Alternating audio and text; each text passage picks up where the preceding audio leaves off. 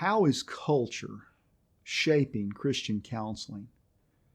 Well, that's the question I'm going to talk about in this video.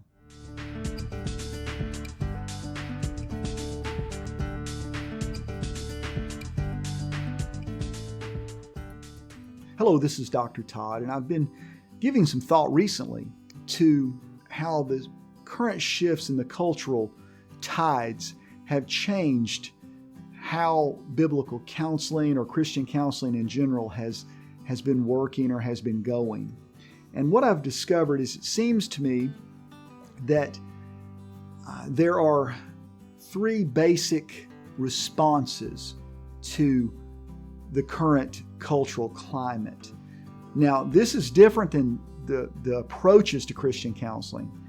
Eric Johnson, in his book, Foundations of Soul Care, I believe it's in chapter 3, offers a really good explanation of the different approaches or the different camps of Christian counseling. That's not what I'm talking about, because this perspective, these responses can actually occur in almost any of the five camps, and there's kind of three of them that I've noticed that seem to be emerging. First would be the submissive response. The second would be the authoritarian response, and the third would be the authoritative response. Now, what do I mean by those? Well, the submissive approach seems to be captivated by the culture. In other words, they are submitting wholly, completely falling on their knees in front of the cultural mandates of what's going on right now. The authoritarian seems to be characterized by control. They're wanting to have things their own way. And then the authoritative the response there seems to be more about the connectedness with human beings. Now, I know I'm giving a broad brush, but let me give you just a metaphor or a word picture that I think would be helpful to understand kind of how I see things going in our culture and how Christian counseling is responding to it. Our culture is like the Titanic, and it's just banged into the iceberg of critical theory.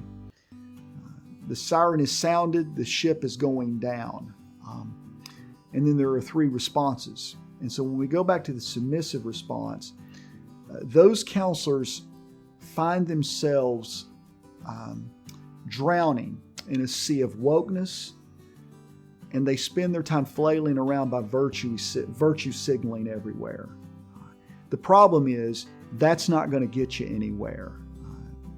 Critical race theory and Christianity cannot coexist. They're two separate views of the world, and you just can't get around that. So the point being here is those that have, and I understand why people would feel this way, because generally people that counsel are people that are very caring in their hearts, and they feel convicted that something's happened, but they've fallen into this assumption that they're guilty somehow of something that was done in the past. We all are, but that's what the blood of Christ was all about. So submissive counselors then, like I said, find themselves drowning in a sea of wokeness and virtue signaling. Now, on the other extreme are the authoritarian counselors. They refuse help from anyone. They are looking at, it's almost as if their pride is serving as an anchor that they're clinging to desperately instead of a life jacket. And they're going to the bottom of the sea in our Titanic example.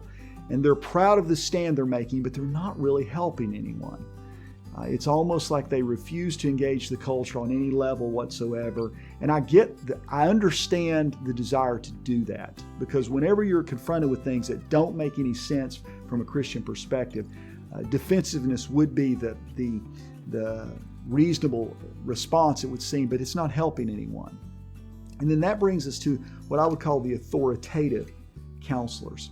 While the submissive counselors are drowning in the sea of wokeness and virtue signaling, and the authoritarian counselors are sinking to the bottom, held down by their anchors of pride, the authoritative counselors are organizing the lifeboats, making sure there's enough room for maximum occupancy.